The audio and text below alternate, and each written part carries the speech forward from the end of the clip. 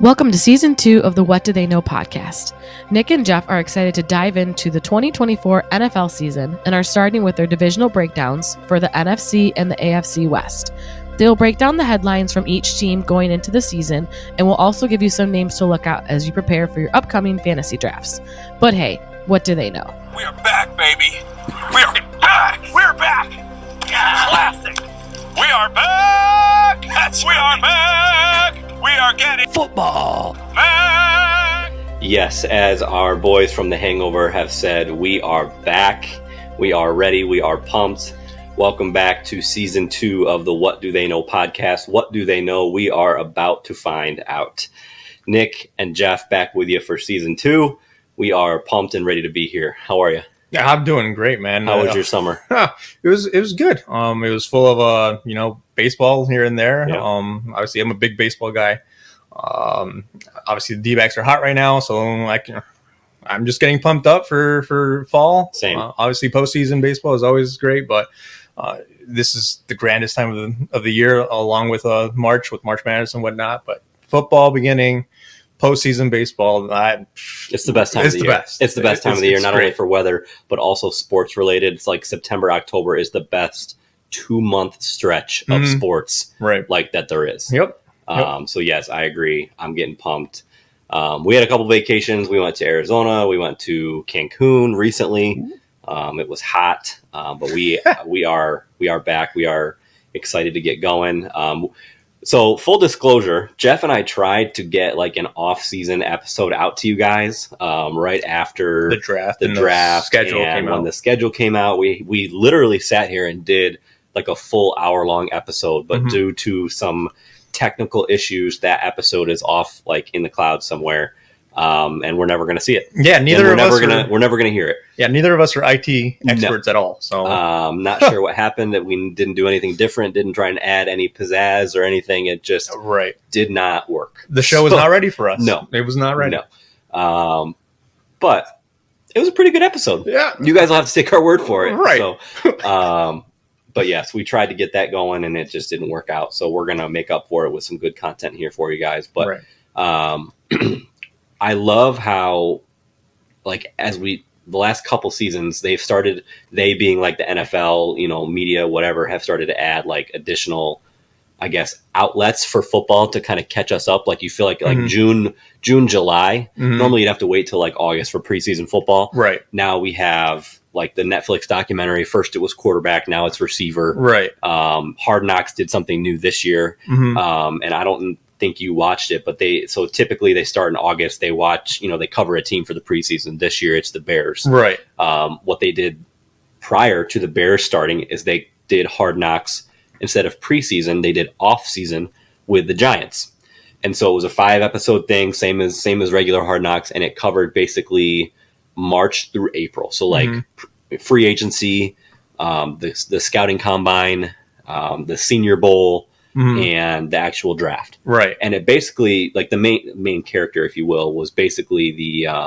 GM of the Giants, Joe Shane. And it's only his second or third year.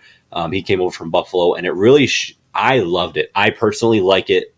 I enjoyed it more than like regular Hard Knocks. Right. Because it much more behind the scenes, much more like the stuff that you and I really enjoy. Like it's a different take than where you can 100%. It literally showed a meeting with him and all of his top scouting guys or executives debating whether or not they should bring back Saquon. Right. I saw that clip actually. I didn't watch the show, but I saw that clip on social media, and really, really interesting to kind of hear them break it all down, because one guy was like, well, if we give him 12, let him hit the open market, nobody's going to give him more than 12. And I'm pretty positive he ended up getting more than 12 a year. Yeah.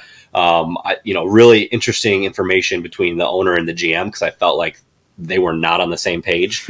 At one point, there's a clip of him saying, the owner, John Mara, saying, I'm going to have heart palpitations if, Saquon goes to the Eagles. Right. And that's exactly what ended up happening. So I really, really enjoyed that. I hope they do it again next year with a different team. And I'm really enjoying receiver. I haven't finished it yet, but they have, they're following George Kittle, Debo, Devontae Adams, Justin Jefferson, and Amon-Ra St. Brown. Right. Yep. So 4 receivers and 1 tight end. And I really, really enjoy that show because it's behind the scenes of like what an athlete does. Christy, my wife, watches it with me. And one thing that I commented to her, and she kind of agreed, was this specifically. I feel like you didn't see it as much with the quarterback series last year, but the receiver series really does a good job of showing what receivers have to do during the week to like improve their body, to get them on the field to play. Like there were so many injuries, like the average person would call a significant injury that like, St. Brown had, Devontae had, Debo, and like just the nonstop work that they do during the week just to be able to go out on the field.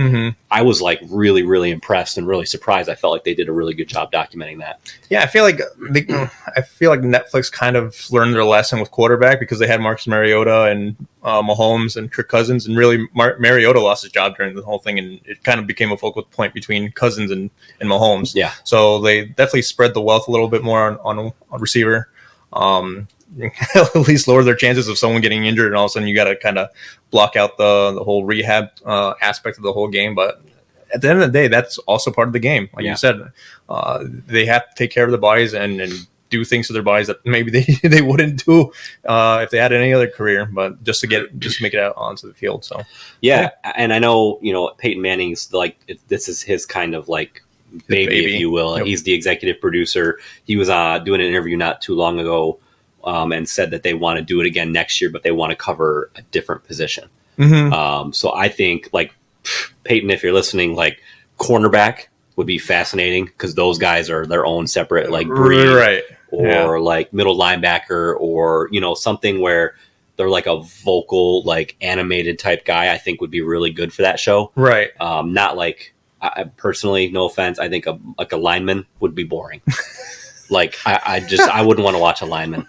But like corner, like I think would just be really, really interesting. That would be a lot of, I want to say drama, but I feel like it would be a lot of drama. They're very, they're the opposite end of the wide receiver. Yeah. Exactly. They're all divas. They all want the ball. They want interceptions. They want catches. They want touchdowns. Like they want the attention. And so that's my vote for next year. Obviously, nobody's listening to me, but I think that would be really, really good content. Yeah, absolutely. But all right, let's dive in. So for a refresher, for those of you who may not have joined us last year, what we are going to do for the next 4 weeks leading up to week 1 is we are going to pick a set of divisions and just break down each team and give our take on, what happened in the offseason, who'd they lose, who'd they add, and then predict the divisions. And then from a fantasy football perspective, give you a couple guys on our lists that either we are really going to shoot for ourselves, or someone we think is going to be terrible that we're going to stay away from, and somebody who we think is going to be like a sleeper or under the radar. So today we are going to do the NFC and AFC West, just kicking it off, same as last year. And then, so I'm just going to throw out a team and I'll let you kind of go and what's on your radar and what you're thinking, what you're not for them. So in no particular order whatsoever, first we have the Seattle Seahawks. Last year they were 9-8, and they did miss the playoffs. Okay, well, you're going to make me flip my page already. Yes, I am. There you go. But Seattle, obviously they switched head coaches now. Pete Carroll retired, but then didn't want to, but then they kind of forced him to. So that's already a tumultuous kind of situation. I feel like they got Mike McDonald coming in. Obviously, they still got Geno Smith there at quarterback. It's going to be one of those unpredictable seasons for Seattle, I suppose. Again, they're not really going into expectations like they did last year, coming off that good season they had 2 years ago. Obviously, I predicted them to win the division last year, and they kind of let me down on that one. But that's just a testament of how good San Francisco is in their own right.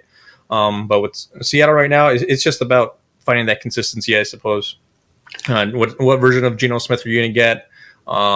Is that offensive line going to be able to help them out type of thing? Because I think they ranked around like 28th in pass protection. So obviously Kenneth Walker coming back, that's huge. They still got Charbonnet as the backup there. He's a good change of pace back. DK, Tyler Lockett, and then Jackson Smith. Those guys, there's some continuity there. Yeah. Those guys are all coming back, so that can only help their relationship there on the offense. But it's just going to depend if they have the talent there, if they can live up to their talent that they displayed 2 years ago. Yeah, I mean, skill positions, they're not lacking in skill position players, right? But I wrote down the same thing. Offensive line is a big question mark. I know they brought over Laken Tomlinson, who previously actually played for the Jets for the last 2 years. Prior to that, I want to say he was in San Francisco. Okay. He was disappointing for the Jets the last 2 years. Obviously, why they let him hit the market. They kind of revamped their whole offensive line. But so not only offensive line questions, but with a new coach comes new coordinators as well, both offensive and defensive. And I thought it was interesting when I was researching them, and I'm not going to have his name, but their new offensive coordinator, he's coming from college. Okay. He's coming from actually the University of Washington, so he's already local to Seattle. But the last 2 years, you think about, he was the quarterbacks / offensive coordinator for the University of Washington. Obviously, he had Michael Penix Jr. there, and he did pretty okay. Yeah. But I'll be curious to kind of see.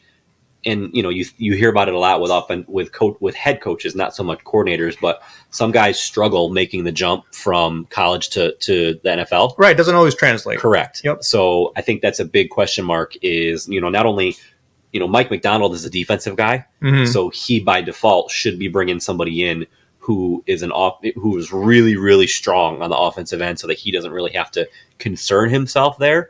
But I think I'm really curious to see how this all plays out. Me personally, I expect a significant drop off with Seattle. Okay. That's kind of how maybe not because they're so bad, but as we go through the rest of the division, I actually think the rest of the division, Cardinals including, are going to be pretty decent this year. Right. And so I think it's just going to be, subtraction or a step back just by default. Right. Personally. But I think Seattle is a really interesting story, and Kenneth Walker, I kind of underlined him as well. He's a big piece to what they do. Right. Yeah, it's always a crapshoot when you bring someone in from college in terms of coaching. Obviously sometimes they take the league by storm by exploiting certain little things here and there that they exploited in college. Obviously you have more talent to run your offense that you ran in college, but at the same time, it's lesser competition in college, obviously, than the NFL.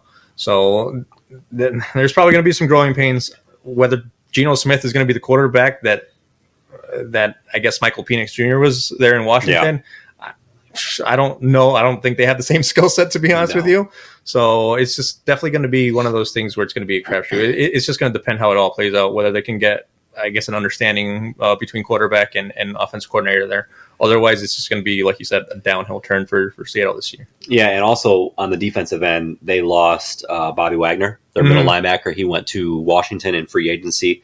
And, he's getting up there in age, but you can't underestimate or undervalue what he did for that defense. He's the heart and soul of that defense, has been for, 10 plus years. Yeah. So I'll be curious to see how the defense does as well. And if they're able to do their part in helping out what I think could potentially be a struggling offense. Right. Yeah. I mean, at this point, it's just going to be Devon Witherspoon there, cornerback. That's kind of I feel like it's going to lead the charge there in defense, and he's a second-year player. Yep. So that's going to be a young defense that's going to rely on a lot of inexperience there. But that's going to be kind of a theme within the defenses there in the NFC West. To be honest with you, there's a lot of young bodies out there, but as of right now, and losing Bobby Wagner, the vocal point of your defense, is definitely going to be a huge hit that isn't going to be seen really until you see how many points per game they're allowing. Right. Agreed. Yep. All right. Jumping over again in no particular order. This is just the way I wrote them down. The LA Rams. Okay. So last year they were 10-7. Pretty much one of the biggest surprises in the league. Right.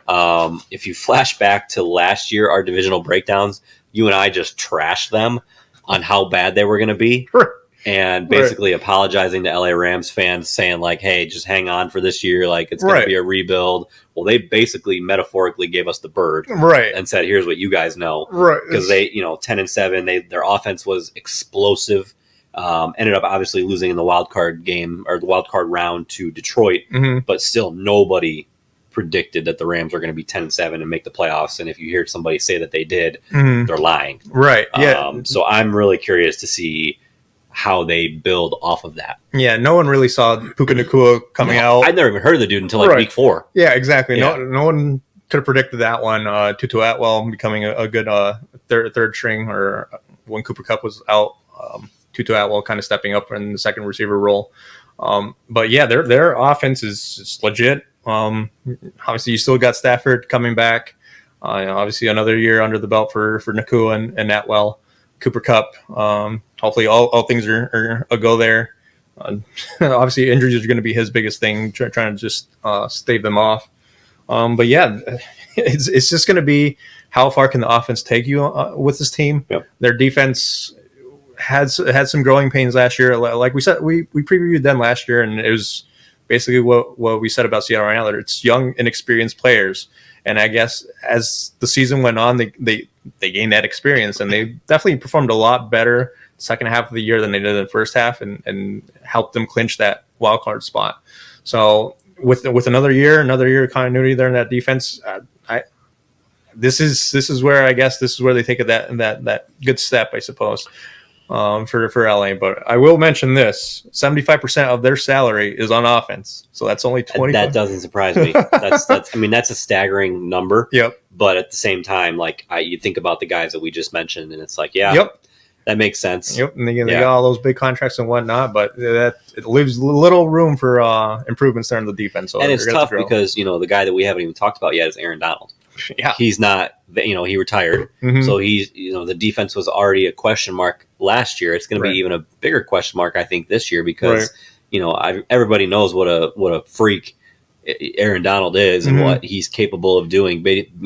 Single-handedly wrecking a play, right, or a series. Yeah, as of right now, you don't have anyone on the defensive line that warrants a double team or even a triple team at times. So obviously, last year, I think they had a young guy by Kobe Turner, had 12 sacks. So that's going to be the guy that they turn to kind of pick up the slack that Aaron Donald is leaving. But at the same time, Aaron Donald is a future Hall of Famer. That is not a name you can replace with one person.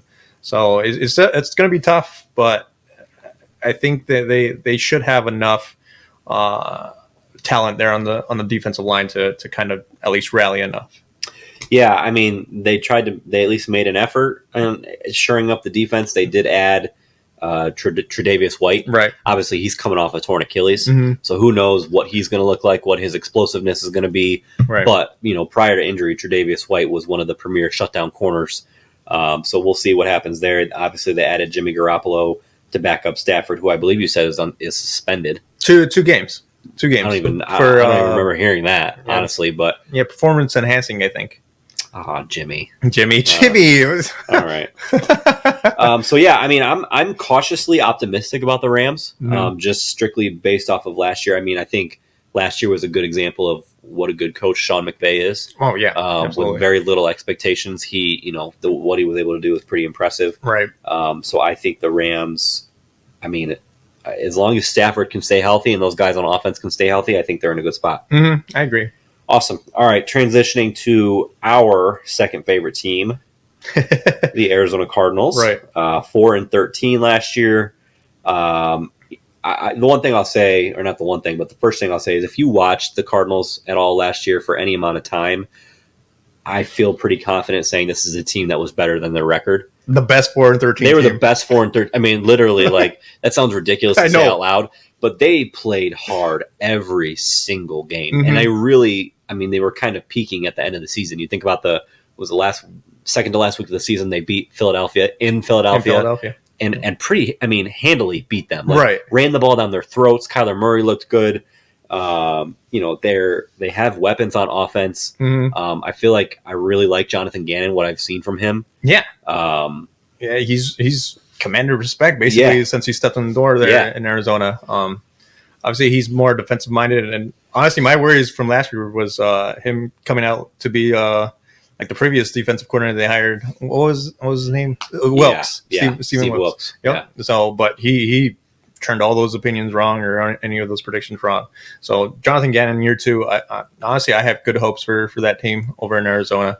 Kyler Murray's finally healthy for them. Full season for Kyler. Yeah. Year almost 2 years now removed from that ACL. So it's I mean, third overall pick and picking Marvin Harrison Jr. as well. That's only going to help you out. Obviously losing DeAndre Hopkins, but an aging DeAndre Hopkins is still a little bit of a loss. But Marvin Harrison Jr. is definitely going to pick up the slack, if not more, in my opinion. Yeah, I'm excited about him.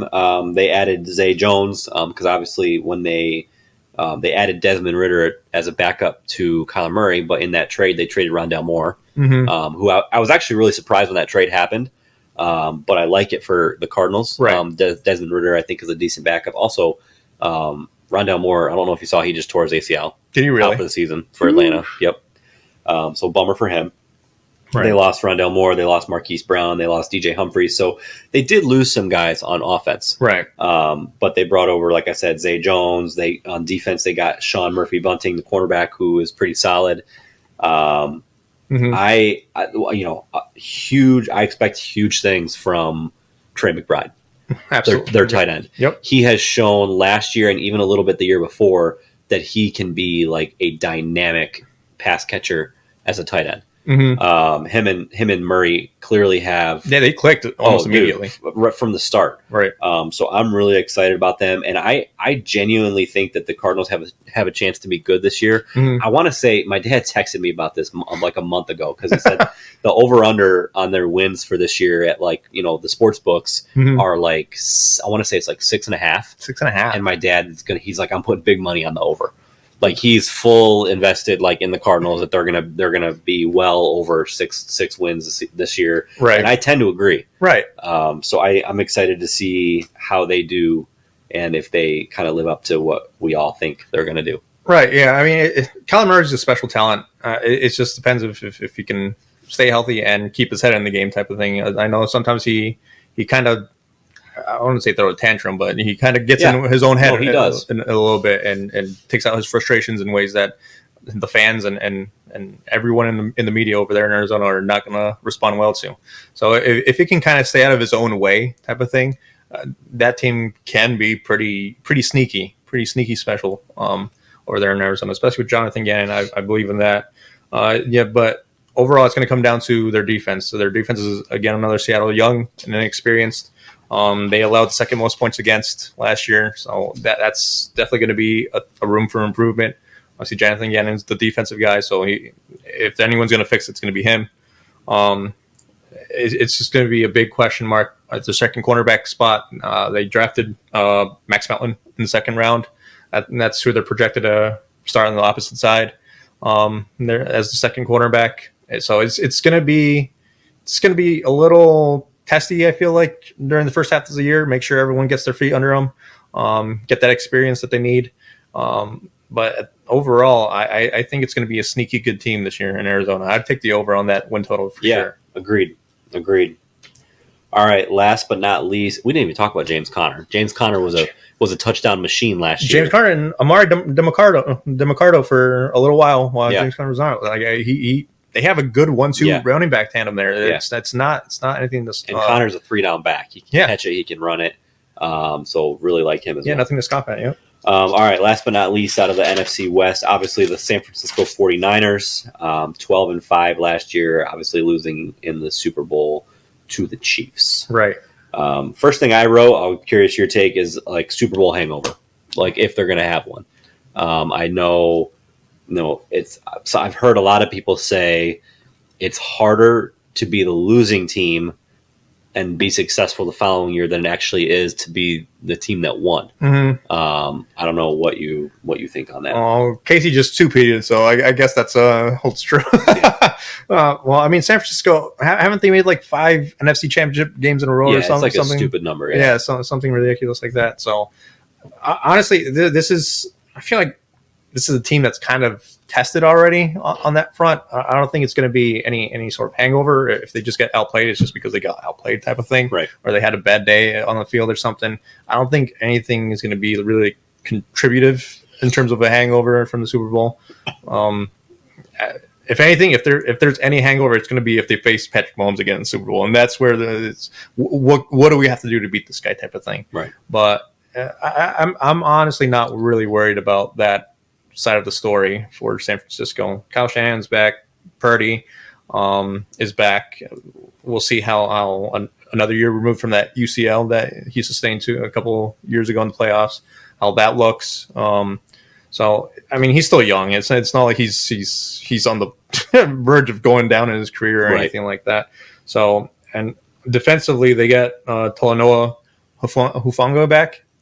Good for you. I would have never even tried to say that. TH. Good for you, buddy. Initials TH. No, Hufanga, I believe is how you pronounce his name. The safety, they lost him in week 11. They were like the number one ranked defense before he went down, and then went to the middle of the pack after he went down.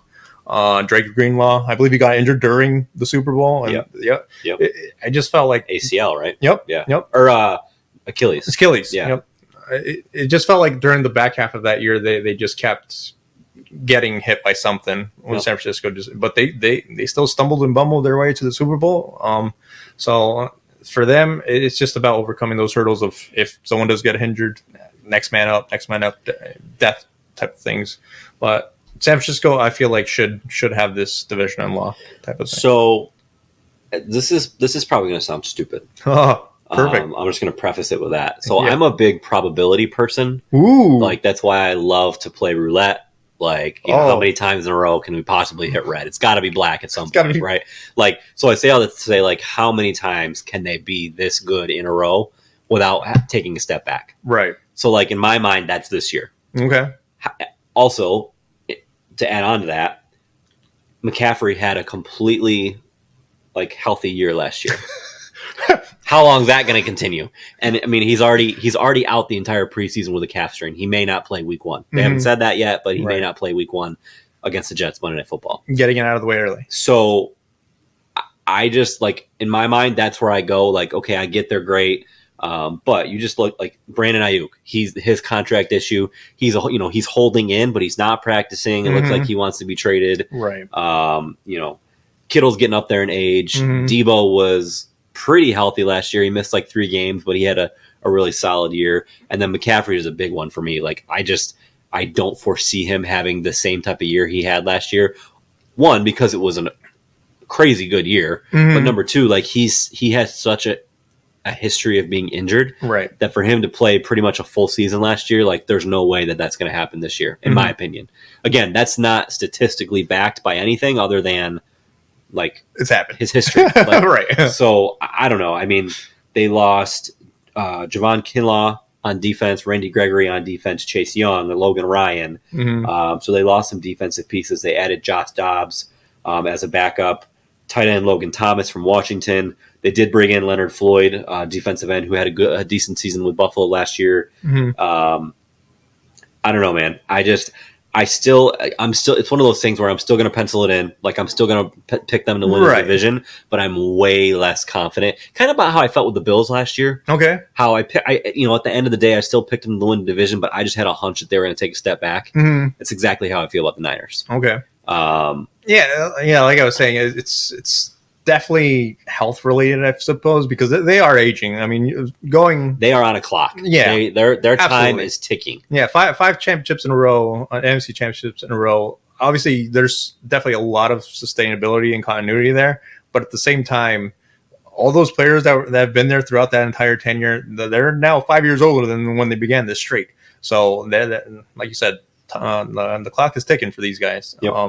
Whether they're going to do it this year, and like you said, I guess as you explain it, I kind of do feel like it's kind of like the Bills, like you said. Yeah. Like for me last year, I felt like last year it had to be the year, or else they're going to have to renovate and redo the entire process and retool and do the whole thing. And I feel like it's going to be the same exact thing for San Francisco. You're going to have guys that are going to be tooled to really produce at the level that they were, and you're going to have some guys that are going to want to get paid. Yep.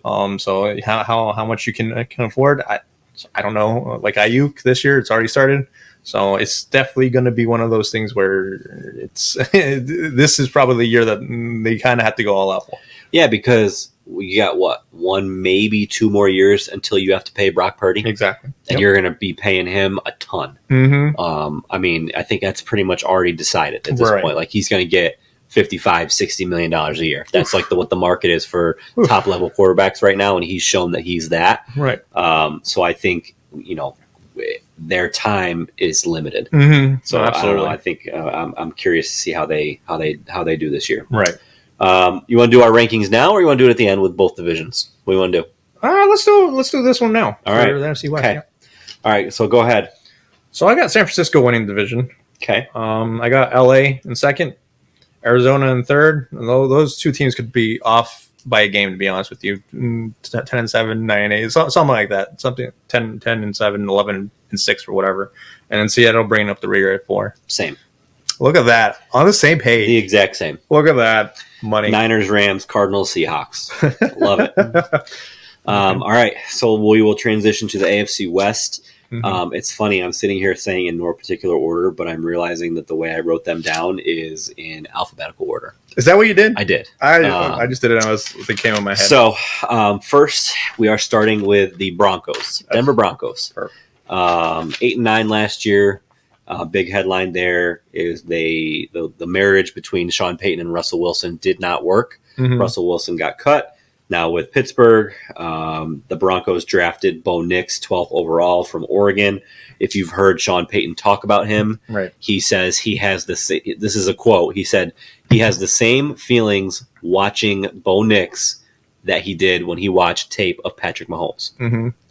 Obviously, a lot of people, everybody knows that Peyton was like 2 picks away from picking Mahomes with the Saints before the Chiefs traded up. There's directly the pick right behind him. Yeah. They were literally just waiting for. So he wanted Mahomes. He obviously missed out on that, but he got his guy with Bo Nix. So we actually talked about this during our draft. We review. did talk about it because he was one of the picks I was most excited about, strictly because of the way that Sean Payton was talking about him.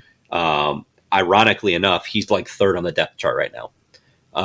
So it's Jared Stidham right now is their number 1 starter, and then they have they have Zach Wilson. They traded for Zach Wilson from the Jets. Good riddance. See you later.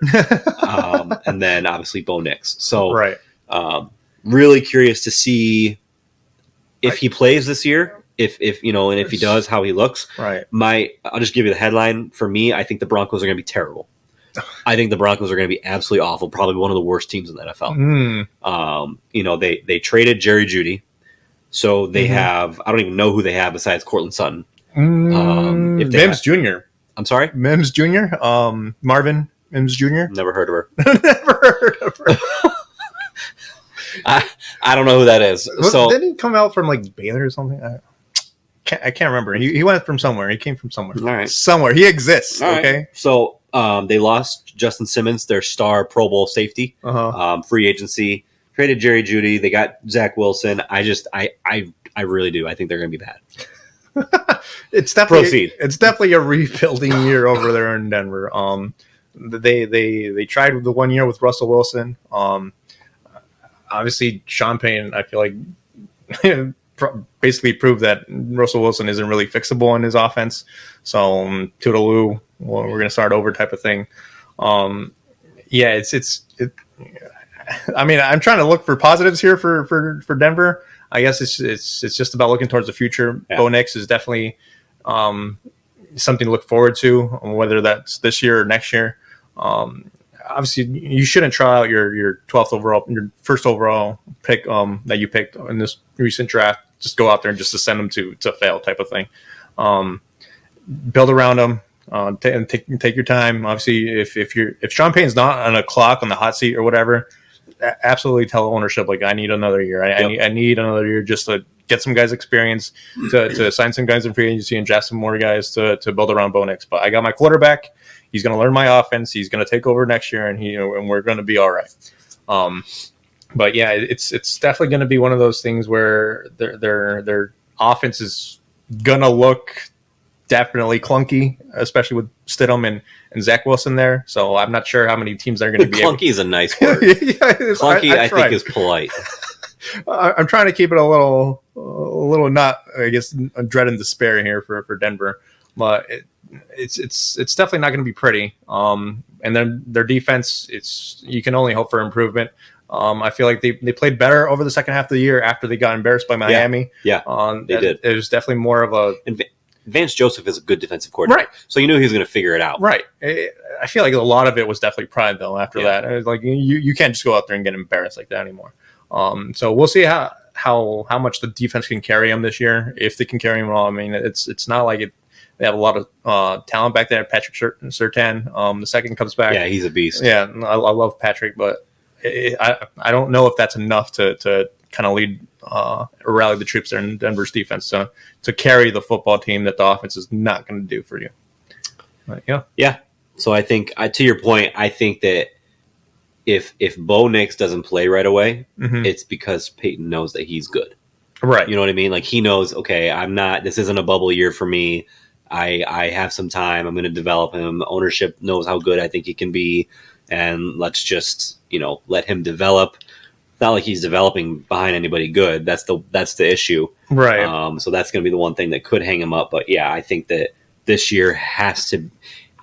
I could be wrong, right? We were wrong with the Rams last year, so I'll never say never. But there's no way that this could be viewed as anything but a rebuilding year in Denver, in my opinion. Right. Yeah. I mean, the Rams, at least to their credit, last year had Stafford. And I mean, established quarterback. Right. Exactly. Here, they do not exactly have an established quarterback. Obviously, Zach Wilson, and instead of don't bring, I guess, much to the table during their career. So to me, Bo Nix should get playing time, but towards the end of the year.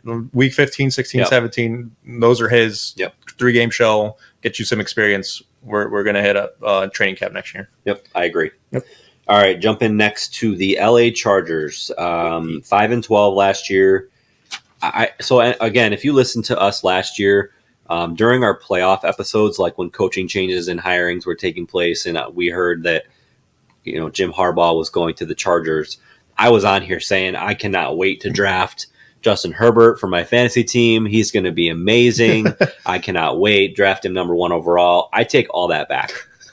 I withdraw that claim, and here's why I say that. I don't know.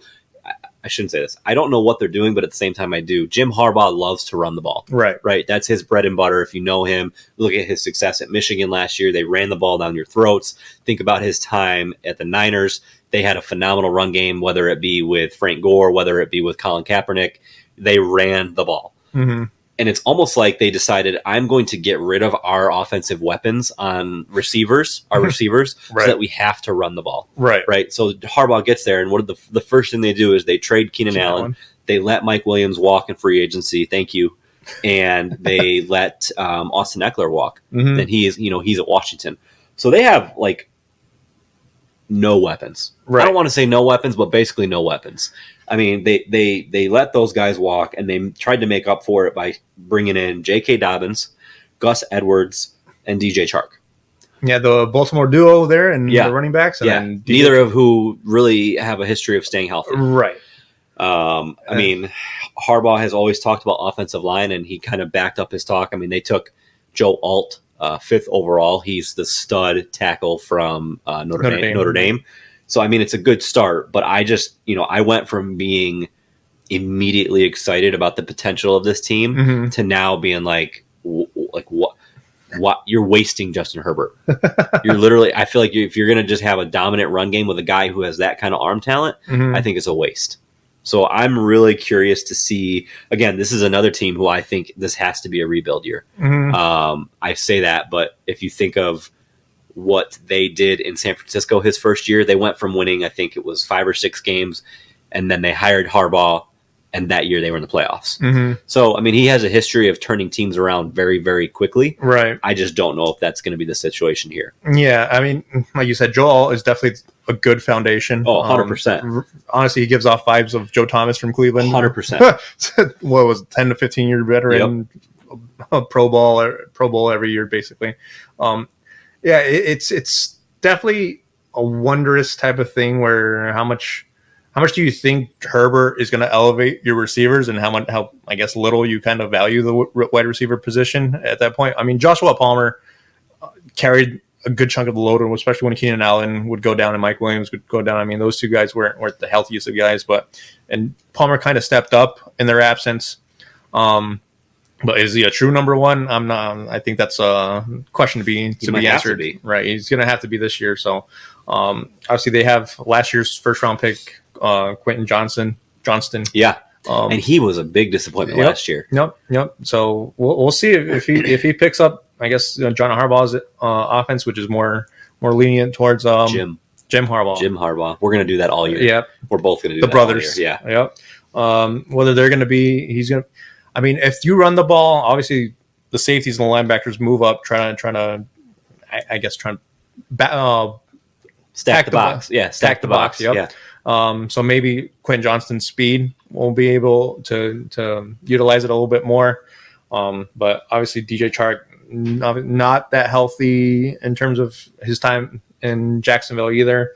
And then you drafted a second round wide receiver out of Georgia. So they have some talent there, but it's not overwhelming to the point where you have to not stack the box and let your ground game take over type of thing. So it's definitely going to be interesting to see where they go from here.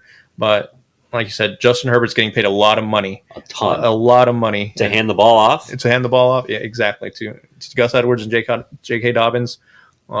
It's kind of overutilizing your your undervalued assets over there. So yeah, I mean, the Chargers are one of the biggest question marks for me this year on how they're, what the final product is going to look like. So right, I mean, they still got Joey Bosa, and Khalil Mack over there in defense. Yeah. So they got their stud safety. They got a stud safety. I'm going to look it up. Yep. Because he's he had an amazing rookie year, and then last year took a step back. Safety, LA Chargers. Hold on. Ring a ding ding. Derwin James. He's a beast. Yep. So him and Joey Bosa and Khalil Mack, to your point, they're really going to have to step up because the defense was one of the biggest, if not the biggest, disappointment for them last year. Because they have the pieces and they just what's his face, my boy Staley. He was a defensive minded coach and their defense was horrible. Right. So Derwin James, I think, is one of the biggest pieces that's going to have to step up for that team. Yeah, I feel like we say this every year about the Chargers. They're talented. They have the pieces there. It's just about getting them to work. But obviously, Harbaugh there, Jim Harbaugh, is kind of battle tested. He has NFL experience. He's successful in college. I think if anyone's going to break the curse that the Chargers have looming over them, it should be Jim Harbaugh. Yep, agreed. All right. Next, I mean, we can do this one very quickly. Super Bowl. The Kansas City Chiefs. Patrick Mahomes next. Yeah, I know. Literally, that's what it could be. 11-6. They won the Super Bowl last year, obviously. 2 in a row. They are trying to make history this year as the only team to ever win 3 in a row. 3-peat, yeah. So that'll be obviously the story all year. They drafted Xavier Worthy, the wide receiver from Texas, who set the record for the fastest 40 time in the combine. 4.21, wasn't it? 4.21. They added Marquise Brown, so they got speed all over the place. Which last year the biggest knock on the Chiefs was that they had no weapons and guys were double teaming Travis Kelce and taking away the one weapon that he did have. I don't think that's going to be an issue this year.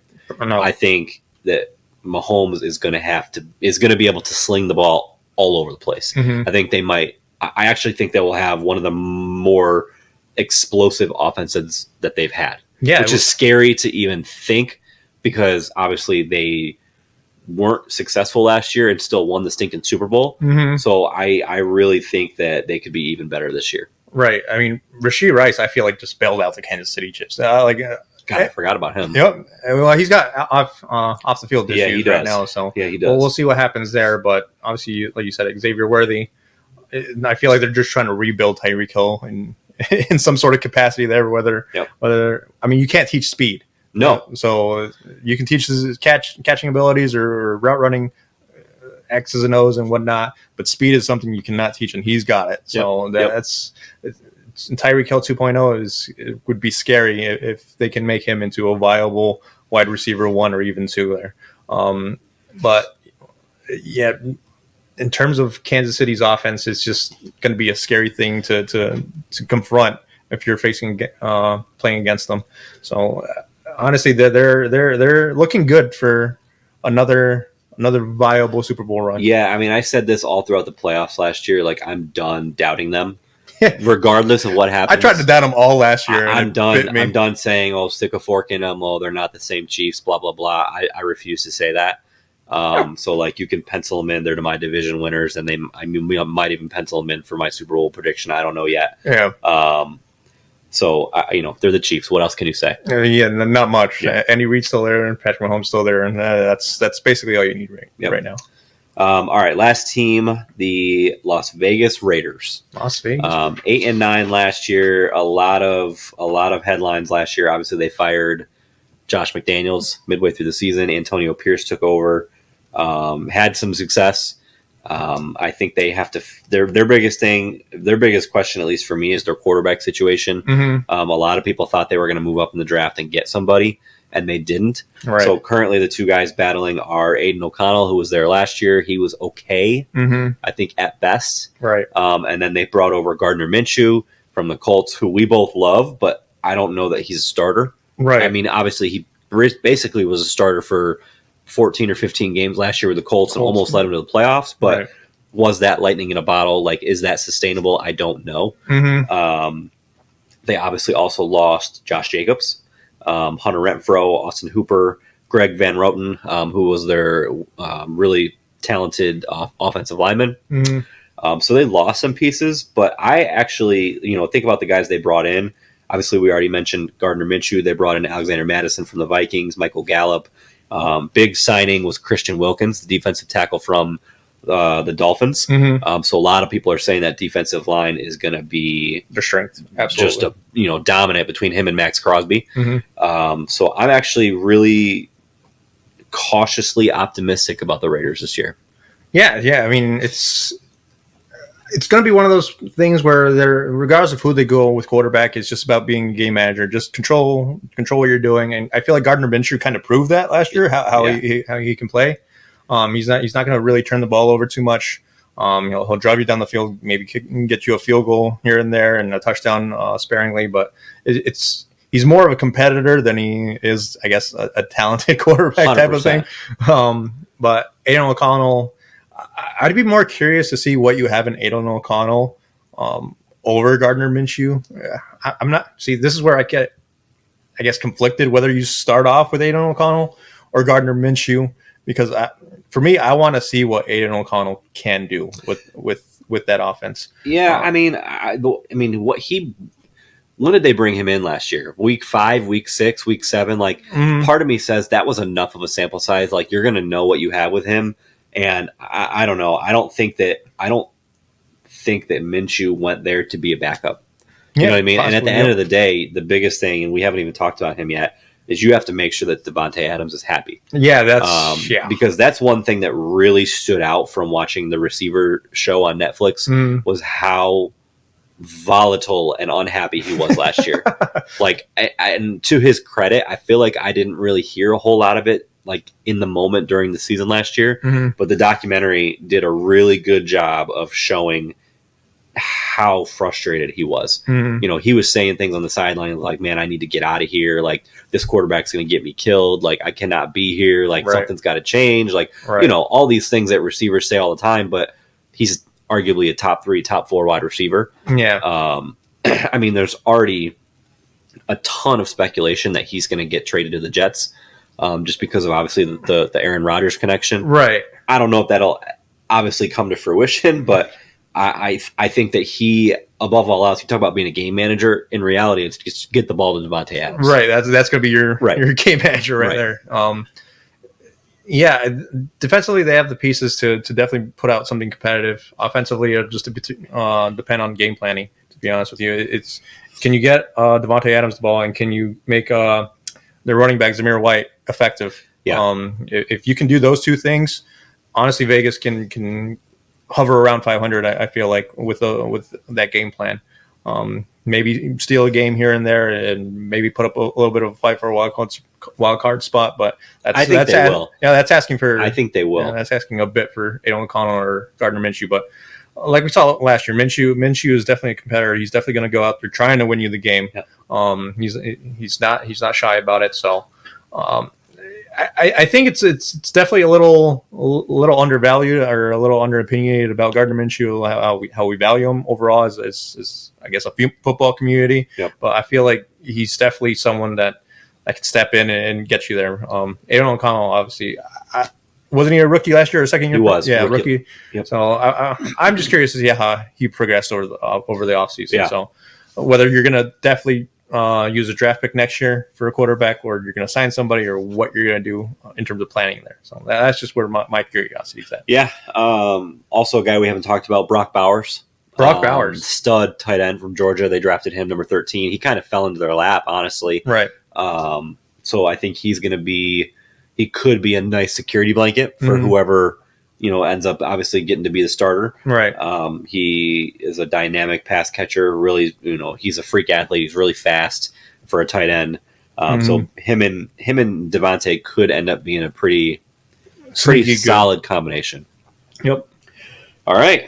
That wraps up the AFC West. So we will go ahead and do our division predictions. I'll go first this time. All right. So I have the Chiefs in last. Yeah. So me too. Just kidding. Yeah. All right. So Chiefs won.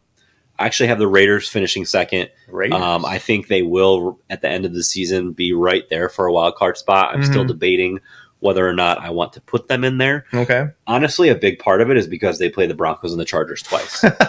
Like, in my opinion, that's 4 wins right there. Oh, you're going that. Like, I just think they're going to be that bad. Uh-huh. Yeah, I think they're going to be that bad. And I think when you think about the Raiders season last year, all of the turmoil that they had, the fact that they finished 8-9, I think they're a better team this year. Mm-hmm. So I'm high on the Raiders. Right. So I think they're going to finish second. Broncos third, and I think the Chargers are going to be last.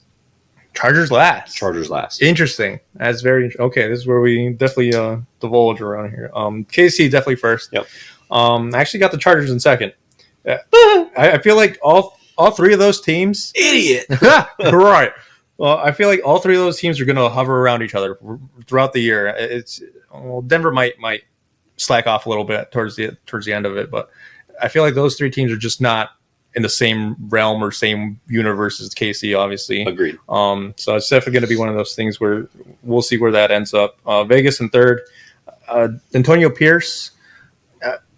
I feel like he came in and with a lot of intensity, yep. a lot of character. Yep. So, but that sort of, I guess, grind on a head coach. I don't know how well that develops over players over time, especially with the whole offseason. So we'll see where that ends up, whether he is head coach material yep. For a full season rather than a half season. We'll see where that goes. So I'll put Vegas in third and then Denver in the boot.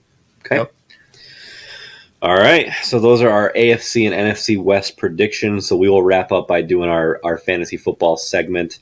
Real quick, just to kind of shout out to anybody who listens. We really want to improve the fantasy aspect of the show. So if you guys have any suggestions or critiques or, hey, try this, like, we're open to it. Obviously during the season, these first 4 weeks, we're going to obviously do our must-haves, our sleepers, our stayaways. But during the season, other than just throwing out statistics of how guys did, we'd love to add something creative or something different in there. So please message us on our page, Twitter, text us. Yeah, tell me who to pick up. Yeah, exactly. Just tell me. Don't even. So for purposes of this segment, what we're going to do, same as we did last year, we're going to, for each division, we're going to pick one guy that, we labeled it your must-have. You think he's going to have a great year.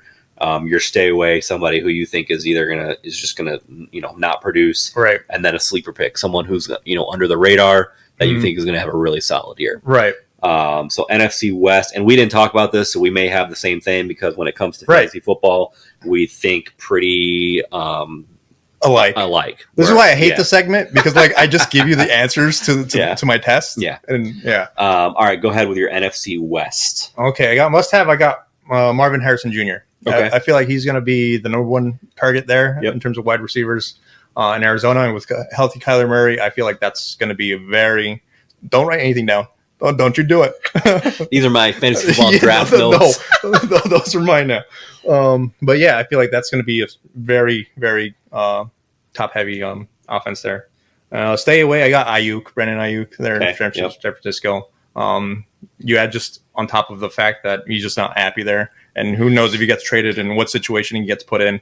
Well, I would just stay away from Ayuk. And one thing we didn't talk about with Ayuk is, and we talked about this on the show last year, but anytime a guy holds out, in this case, he's holding in, right? He's physically there, but he's not participating. Anytime that happens, you're not in football shape for week one. You are going to get injured. Right. It's going to happen. Yeah, you're not there physically and you're not there mentally either. You talk, Harry Douglas, former wide receiver, he does an ESPN radio show. He was talking about how there's such a difference between being in shape and being in football shape. And he goes, you're not going to be in football shape unless you are in camp in some capacity. Right. So I think Brandon Ayuk is a stay away, to your point, because I think he's bound to get injured. It's just a matter of how bad and how long he's going to be out. Right.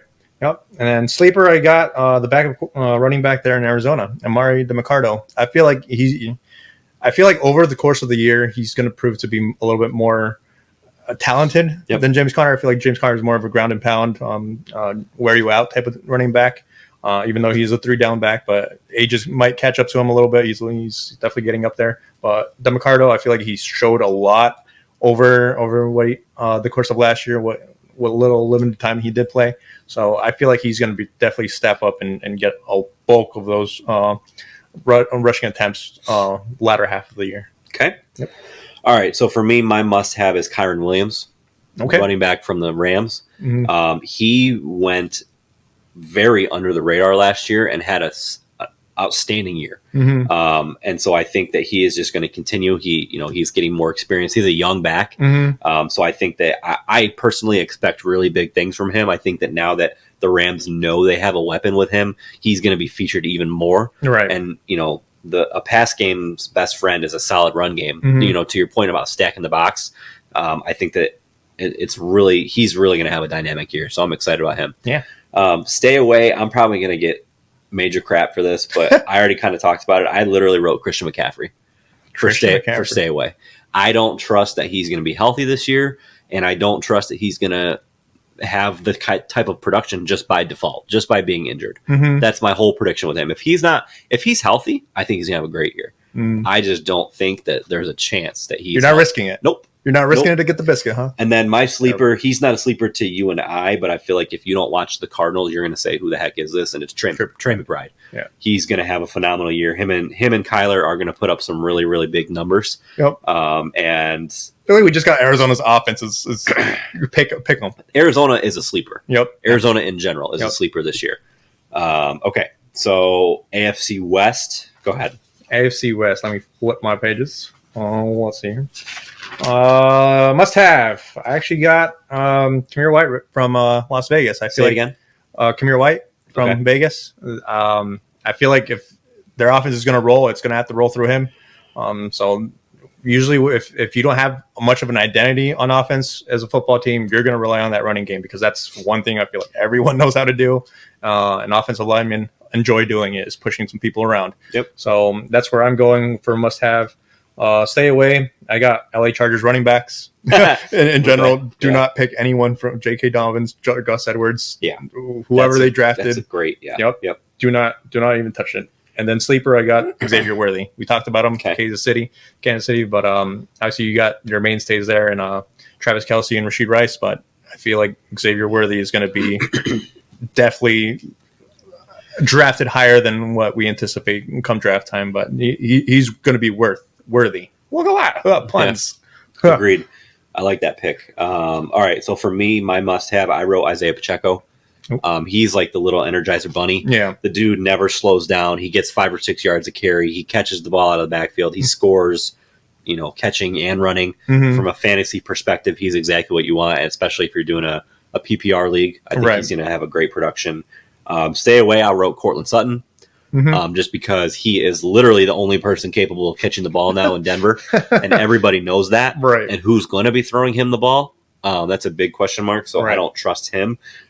Sleeper is funny because I wrote the other addition for Kansas City. I wrote Marquise Brown. Really? I almost wrote Xavier Worthy, but I picked Brown strictly because of experience. Okay. And you think about what Marquise Brown showed that he could do with Lamar Jackson in Baltimore. Right. I think it's going to be the same sort of thing in Kansas City. Making So sense. same thought process, just Right. different names. guys. Yep. All right. That wraps up our first episode. This was refreshing. Yep. I enjoyed it. So we will be back next week. Are we going to do the North or the South? We can probably do the North first. All right. So we will do the AFC and the NFC North next week. Same sort of thing. We'll be back, like I said, the next 3 weeks leading up to week 1. And then it'll be full steam ahead. Full steam ahead. Hope you guys enjoyed. As always, if there's any, same thing that happened last year, if there's any top stories that you guys want us to address, any questions, any hot takes, anything that comes up, feel free to send them in on Twitter, Facebook, Instagram. Mm-hmm. Anybody who listens pretty much has our phone number, so you can text us and let us know, hey, go ahead and talk about this. And we'll see you guys next week. Yep. See ya. Thanks for listening to What Did They Know podcast. Make sure to follow us on all of our social media outlets to see future episode details. And don't forget to send in any questions or topics that you want to see the guys discuss in their weekly episodes to come.